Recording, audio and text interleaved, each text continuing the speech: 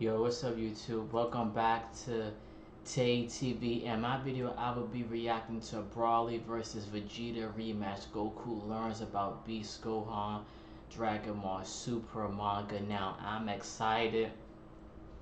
The Dragon Ball Super manga is finally back, and you guys know what happened last year. It's that Frieza just one-shotted Ultra Instinct Goku and Vegeta Ultra Ego. This is my first time watching this video and hearing about this chapter. Let's get into this video. Let me know what you guys think about this chapter. Dragon Ball is one of my other favorite animes as well. Let's get into it. It's me, Goku!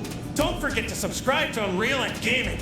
Here, you'll find the latest Dragon Ball news and content. Also, don't forget to like the video and follow Unreal on both Instagram and Twitter. Kakarot!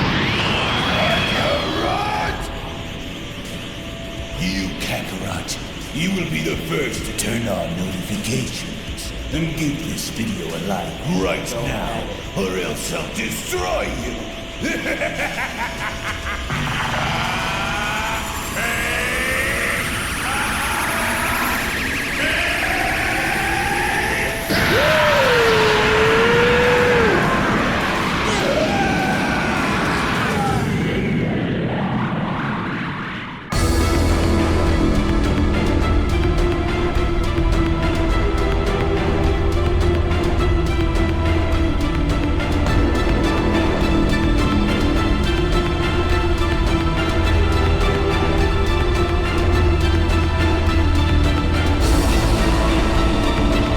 So with Dragon Ball Super manga chapter number 101 now officially in the history books, the stage is now finally set for a new story to be told following the initial defeat of Magenta's Red Ribbon Army and Cell Max, as the continued story following the initial events of what was shown taking place during the events of Dragon Ball Super Superhero now progressing on forward, with our heroes now shown regrouping and getting themselves together. The million-dollar question now moving forward is, will the coming events foreshadow what was shown taking place prior in reintroducing Black Frieza, or will this new and upcoming story instead go into a different direction prior to us having to reach Black Frieza? As a quick little reminder before we go any deeper into this video, if you just so happen to be new to the channel and of course have a love and passion for all things Dragon Ball and anime related, then I do encourage for you guys to go on over and smash that subscribe button and turn on all notifications by clicking on the bell icon to never miss a single video that is posted onto the channel, as well as making sure to go on over and smash that like button down below. And if you would like to learn more and catch up on all of the previous Dragon Ball Super manga chapters that have led us to this very moment in this story right now, then be sure to head on down into the description box below and check out the official Dragon Ball Super manga chapters playlist for tons of additional content and information. So with all that out of the way, I want to thank you all so much for your time, thank you all so much for your support, and now let's dive straight into the video.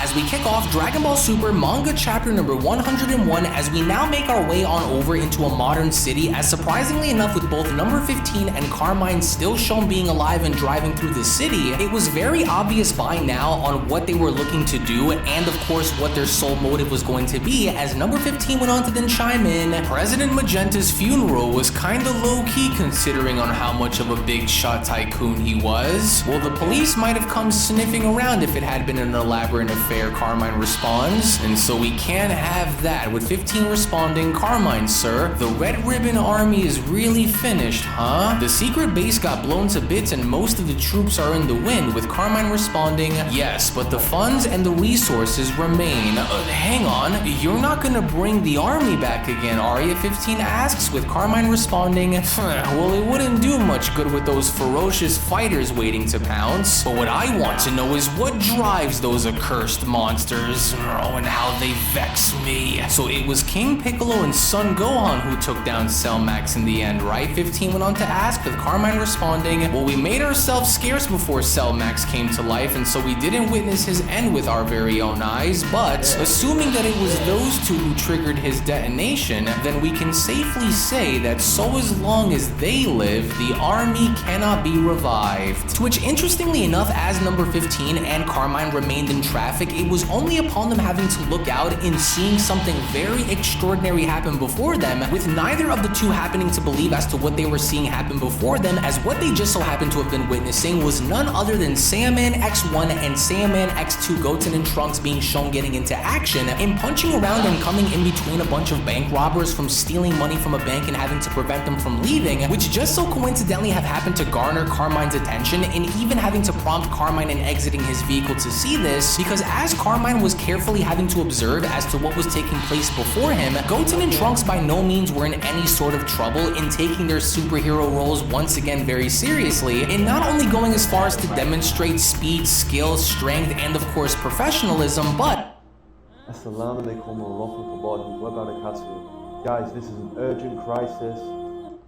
But it was just before you know it, as Carmine had gone out of his vehicle to see what was happening, Goten and Trunks were already then shown having to take care of business that even went as far as to leave Carmine baffled, as not only were Saiyaman X1 and Saiyaman X2 shown having to catch bullets from a gun, knock bank robbers out on down to the ground, and even go as far as to make sure that no money was stolen from the bank and no other civilians were hurt on the street, which subsequently put an end to the bank robber's scheme in having to steal from this specific bank, because with Carmine's jaw on the ground in not believing as to what he was seeing, Goten and Trunks made sure to make quick and easy work of the overall situation by also making sure that nobody else was hurt in the process, as Goten then went on to chime in, "Alright, I don't think there are any more robbers inside either," with Trunks asking, "What gives? Our first mission in forever and it's already over? Man, they went down like wet noodles." "Well, yeah, it's too bad, huh?" Goten questions, with Trunks responding, "Well, maybe we were too eager to kick butt after being away from all that superhero stuff for a long time."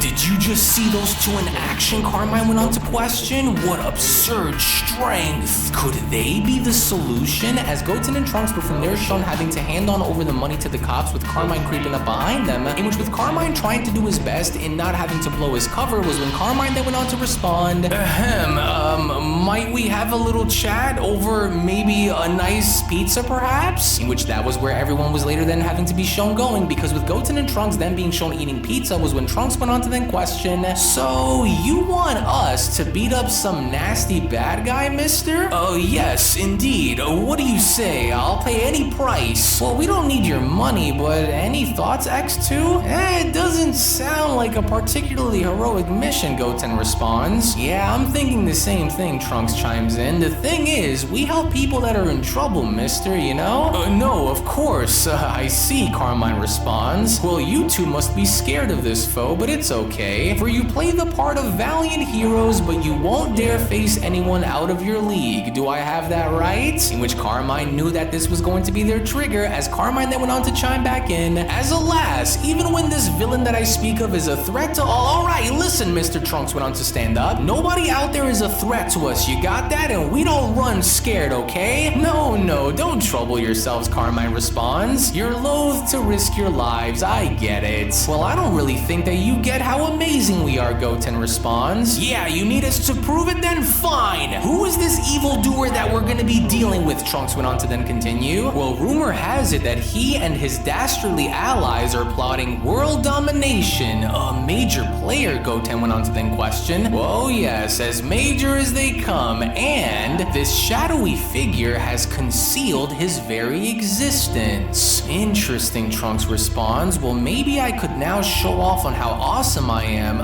You mean to my?" "Well, yeah," Trunks responds. "Well, I mean, you'd need them to film us in action then, right?" As within the quickness, as soon as number 15 was shown having to whip out a camera, was when Goten and Trunks went on to then chime back in. "Well, alright, you've got yourself some heroes then, mister." "Oh, great to hear," Carmine responds. "And of course, you'll need to be well compensated once this foe is dealt with, right?" "Like I said," Trunks responds, "keep..." This is my first time watching this video. I didn't think he would be like reading everything from word. I thought he was going to just be explaining everything about this chapter, but this is why it's called a chapter review. Your cash. To which shortly after, as Goten and Trunks were shown getting in the back of Carmine's vehicle as the vehicle was now beginning to take off, we only from that point then make our way on over back onto Beerus's planet and seeing surprisingly enough another fight take place, except this time, following the previous war that was waged on Beerus's planet involving Goku and Vegeta, this time around, the battle that was shown taking place was involving none other than Vegeta yet again, but this time happens to also include Broly, which really also goes as far as to demonstrate how strong both Vegeta and Goku respectively have gotten since the days of fighting Broly during the events of Dragon Ball Super Broly, because instead of having to look either worried or nervous at the fact that Vegeta was indeed actually going to be fighting Broly, instead, Vegeta had appeared very confident in his abilities to beat him, to which surprisingly enough it didn't look as though Broly was actually able to about Broly. I gotta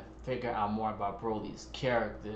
Keep up with base Vegeta, which goes as far as to show you the difference in their power, at least now, because the very moment Vegeta had gone as far as to kick Broly away, only for Broly to be shown bouncing right back, was when Broly was then beginning to showcase more of his aggressive side by raining down a hailstorm of energy blast right down at Vegeta, but rather than be showing having to try and escape Broly's attacks or even counter with his own attacks, what Vegeta ended up doing instead was Vegeta actually ended up standing his ground and having to deflect and smack each and every single one of these blasts away, which even gone as far as to surprise Broly, as Broly was not expecting for Vegeta to do this until it was just like it was shown taking place moments ago with Vegeta being shown getting behind Broly and kicking Broly right back down. The very moment Broly was shown having to hit the floor, you can see the look on Broly's face that he is now beginning to feel tremendous amounts of pain, until it was from out of nowhere, surprisingly enough, Vegeta was already shown having to meet Broly back down by putting his arm around Broly, as Vegeta then went on to respond, "Are you going to snap, Broly?" But Broly was not having it, because even despite with Broly's best attempts in trying to backhand Vegeta across the face with Vegeta being shown leaping away, Broly was quick to go right back on hot pursuit by having to chase Vegeta down, and from that point being shown having to wind his arm back for a massive attack, as it also looked as though Vegeta was going to give it to him, because Vegeta was in fact actually standing his ground in allowing for Broly to do so, until, surprisingly enough, it was just upon the moment of contact with Broly being shown smashing his fist right into Vegeta's face. With Vegeta being the warrior that he is, by no means was he willing to back down, run away, or do anything to kind of avoid this, so instead, you can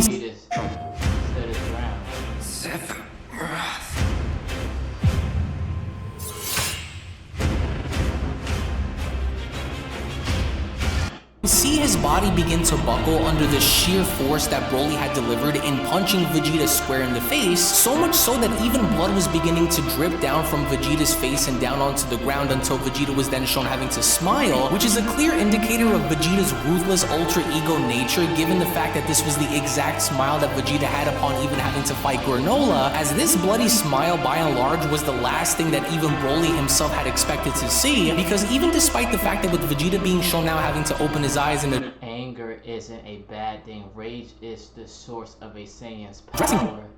Broly was when Vegeta then went on to respond, "Anger isn't a bad thing. Rage is the source of a Saiyan's power, in fact. However, your issue is that you lose yourself to it." As with Broly left dumbfounded as to what he was looking at, because he was not expecting for Vegeta to last this long to begin with, was when an aggressive Vegeta was from there shown having to transform into a Super Saiyan, and literally from that point being shown knocking Broly back, which is also another massive surprise considering the difference in power between them at this given point in time now, because even despite with the fact of Broly not willing to back down from Vegeta either, was when Vegeta then went on to respond, "Do not suppress your rage, but instead control it."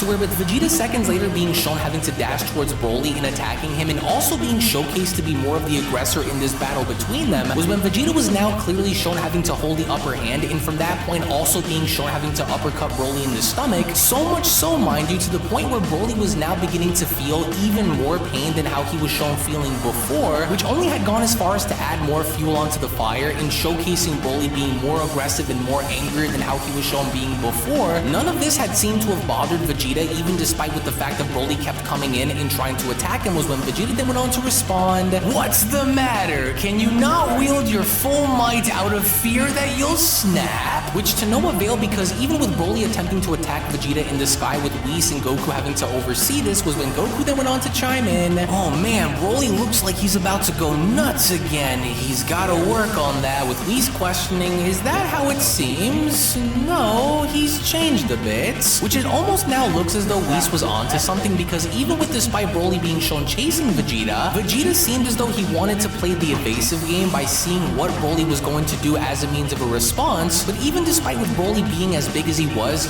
still as agile as Vegeta in being shown bouncing off of Beerus' tree, which really went as far as to catch Vegeta off guard because Vegeta was not expecting for Broly to do this, so instead, Vegeta had attempted in firing off an energy blast with Broly effortlessly being shown knocking it away, only to from that point have Broly knock Vegeta on down with Broly going down with him until, with Broly now noticing that Vegeta was nowhere to be found, only for Vegeta to be shown hiding behind a tree, Vegeta was trying to get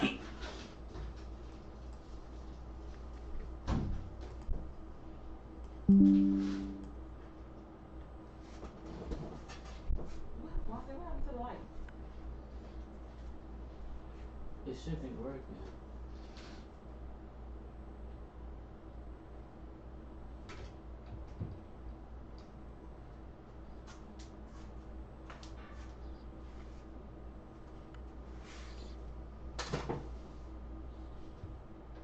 What's wrong with the light? It should be working. What? It should be working. It's not working. Oh. Come see what's wrong with it. You just sitting there like a lump on the low. Come see what's wrong with it. Look at you.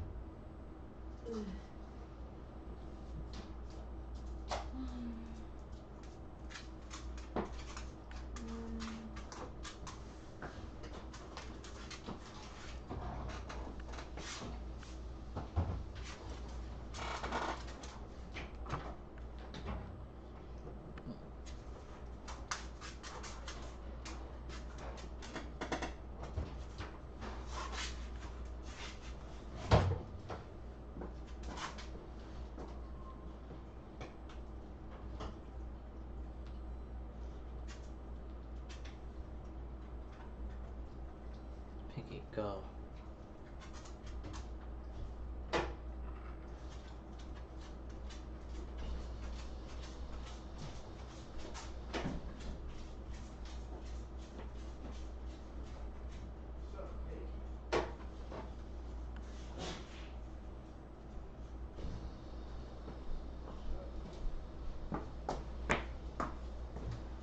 I'm gonna tell you what.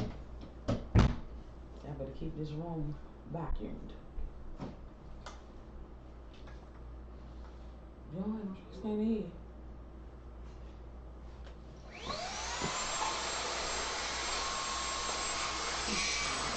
Yeah, 'cause on the floor.